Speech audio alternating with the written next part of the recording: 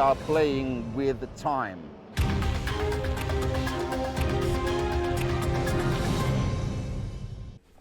Alright y'all, welcome back to Combat Arms channel.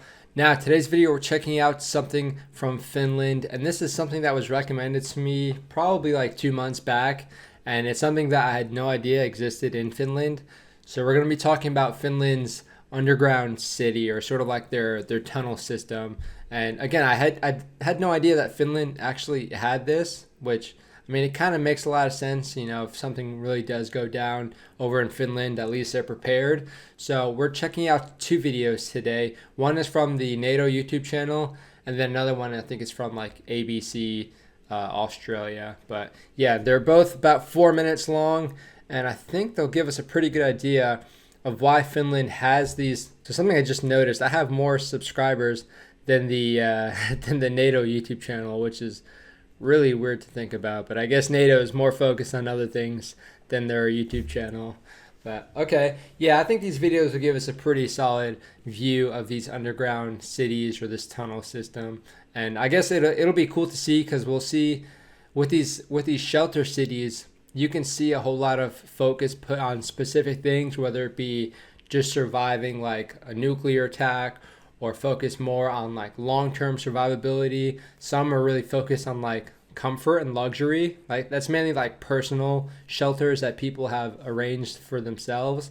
But yeah, we'll be able to see what they have planned and what they actually implemented to increase the survivability, and also see how much room they actually have in these tunnels. So we'll start with the NATO video. This is called Finland Prepared for Crisis. So let us check it out. This is Helsinki, Finland's capital, a city of culture, statues, and seagulls. Hell yeah, but beneath seagulls. the surface, Finland has one of the most comprehensive disaster response systems of any country in the world. It is sharing its expertise with international partners, including NATO. It is a country prepared for any crisis. Dude, okay, something else I noticed, your trains in Finland are like really clean looking. But I guess I'm just comparing this to like the New York subway. But yeah, I don't know, it looks very clean, and everything just generally looks pretty pristine. But yeah, it might just be Helsinki or something, but I like it. We are prepared for natural disasters, floods, forest fires, and man-made disasters, Dang. terrorist attacks, even the worst case scenario of war.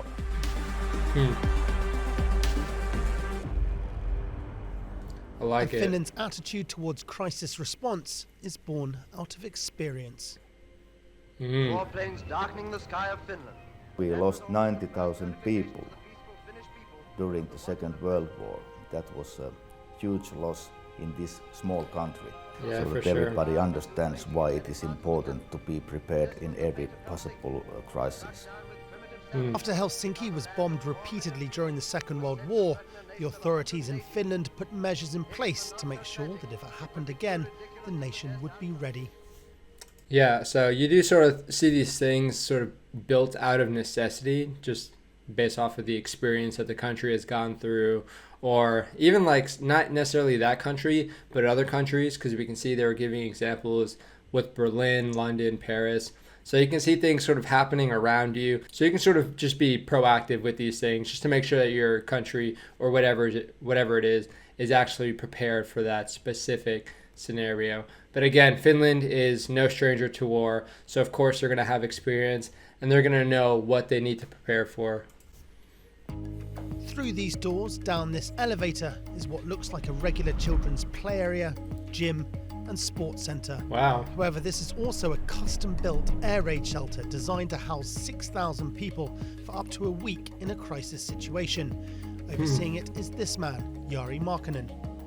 This cave is 230 meters long. Blast-proof doors, plenty of entrances, this Wow. kind of toilet facility, beds for over 600 people. In Finland, every building with Okay, a floor that's area cool. of more than 1,200 square meters is required to have a shelter to protect citizens. But underground shelters are just one of Finland's civil defense measures.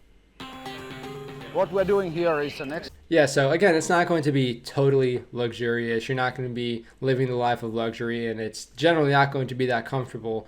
But you have to think this is like a crisis response sort of thing, and it seems pretty good just for the overall preparedness of the country to actually have like the beds actually set up. They're more like cots, but to actually have that so people aren't sleeping on the ground, to actually have toilets and whatnot, because you can imagine hygiene is going to be a big thing to generally try and maintain. They said only a week or so. So, I mean, they're not really going to be so focused on hygiene, but for them to have toilets and some sort of system like that is a lot better than a lot of other countries for sure. Already just having this in general is something that a lot of countries don't. Size involving police, fire department and emergency medical services in order to maintain and build up the maximum effectiveness for real-time emergencies. Makes sense. In the end of the day, it always comes to rescuing people manually. We need to know our environment to be able to function effectively. Very, very true. Playing with the time. He knows what he's talking about for sure. Finland's comprehensive approach to civil security also involves training key decision makers and business owners in what to do if a crisis situation That's occurs. cool. These resilience measures are a priority for Finland, a NATO partner, and NATO allies alike. And they have long worked together to prepare for crises and disasters. The opening in Helsinki of a European Centre for Countering Hybrid Threats will further strengthen cooperation.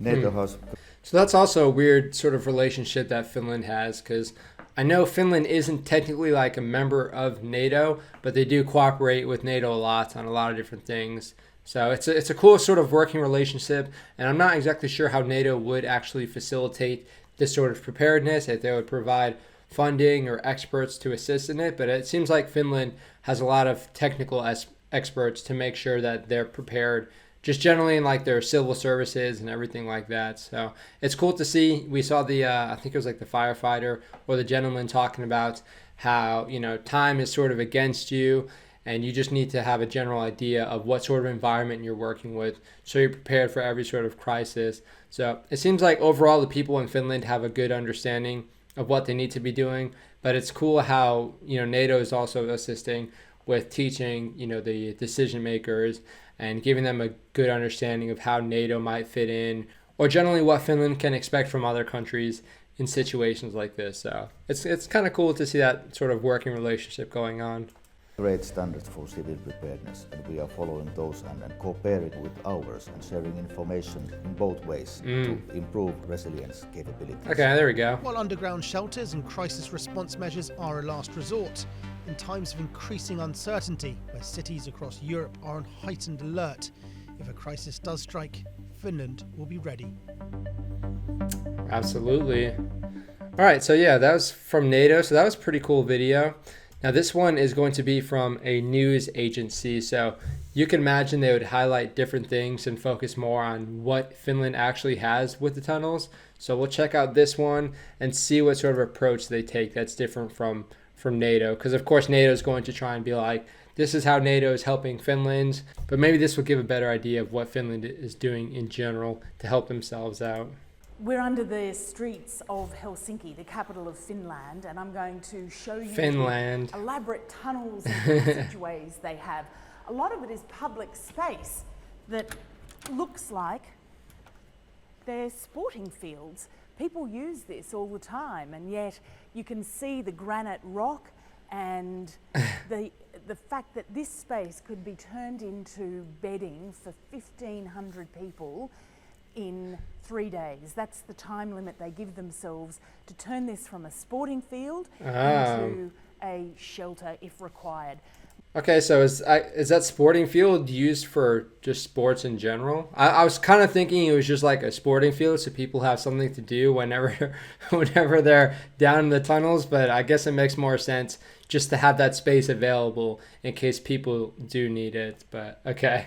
I guess I was looking at that a little bit differently. So yeah, this is giving us a better insight on what the tunnels actually have and not just specific with all the emergency services and how they sort of play a role in the crisis response. So yeah, I mean, it looks pretty solid. It would be a little bit weird having to transition from being, you know, not underground to being underground, especially if people get a little bit stir crazy. But again, these things aren't really meant for an extended period of time. But it's cool to see the amount of space they actually have down there. We're going to walk through here. I'm going to show you some of the other tunnels because they go right across underneath the streets of Helsinki. That's a weird It's all thing to part of think the about. Civil defence.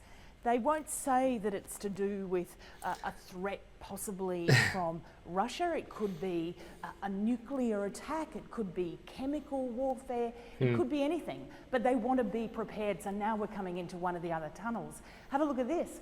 These are the beds that they have prepared. Bunk beds that people can sleep on. They've got medical equipment ready. And then over here, Nice. this is how they would go to the toilet. The toilets would be here. They've got the ventilation up there. Okay, at least it's got The ventilation. lines on the floor are where each of the toilets would be put.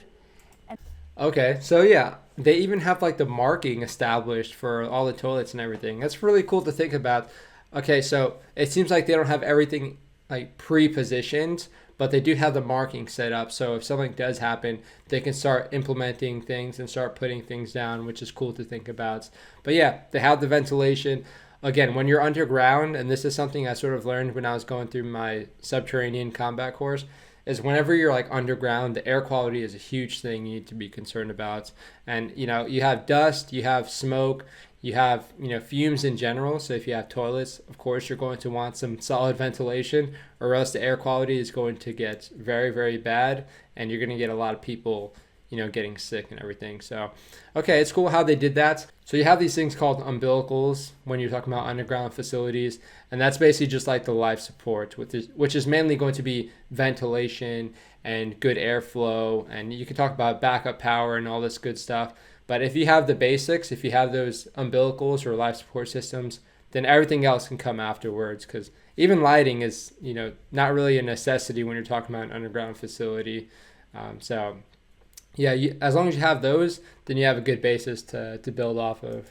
And have a look at that tunnel there behind me. So you can imagine this runs all the way. If we kept following this, you would keep coming into some of those public areas that could be sporting fields or swimming pools, areas that can be easily turned into some kind of shelter for the people of Helsinki. They could fit 700,000 people in here. That's Who's that more guy? than the entire population if they have to. They maintain Wow. them very well. They make sure they've got their own air supply There you in go. case it is a nuclear accident from Eastern Europe and they have to come down here and protect themselves. They make sure that they've got everything set and ready to go. Wow. Okay, so it's very, very well thought out. So even having their own air supply is an awesome thing. Even if it's just a backup air supply, that's awesome. But what's kind of confusing for me is she's been talking about the swimming pools, the sporting fields, and now it seems like we have like a restaurant or a store right here. So are there just normal businesses that operate underground that you can go and visit normally? Or is this just something that would help facilitate a more comfortable quality of life during these crisis response scenarios? Because she was saying you can sort of convert the swimming pools and the sporting fields into, you know, areas for people to sleep. So it makes it seem like these are just normal businesses that just happen to be underground. And if that's the case, let me know if that is accurate and if you guys have a bunch of these, because we don't really do anything underground here in the US besides, I don't know, training areas or sewage systems. So it's kind of cool to see. But yeah, definitely provide some more insight on this, because I'm kind of confused, but it also seems kind of badass, to be honest. They are more advanced with this than just about any other city in Europe. And although they share this massive border with Russia, and there is this question about whether Russia is a threat to Finland, they say they're taking into consideration any worst case scenario. That's a good idea. They're ready for it. Yeah, okay. It's good thinking. Of course, it's always better, as they say, to have it and not need it than to need it and not have it. But I'm not really sure how many other countries have these underground facilities. I know Norway has some tunnels that the Marine Corps used to like store equipment and everything, but I'm not really too sure on other countries. So If you guys have any other like tunnels, because I imagine Europe in general would have some sort of facilities built up like this.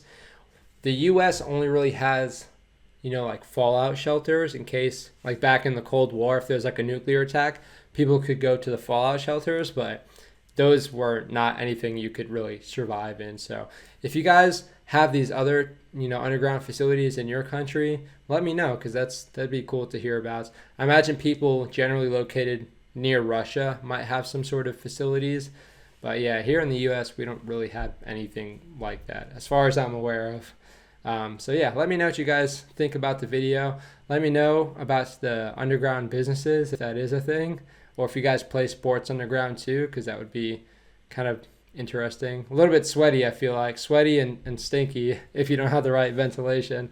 But yeah, very cool to check out. It's cool to see countries that are, you know, they have this mindset of being prepared for, you know, whatever it is. And they might have a general idea of what they're being prepared for, but it's nice to have an overall plan for this, you know, any sort of crisis that might happen. But yeah, very, very cool to check out.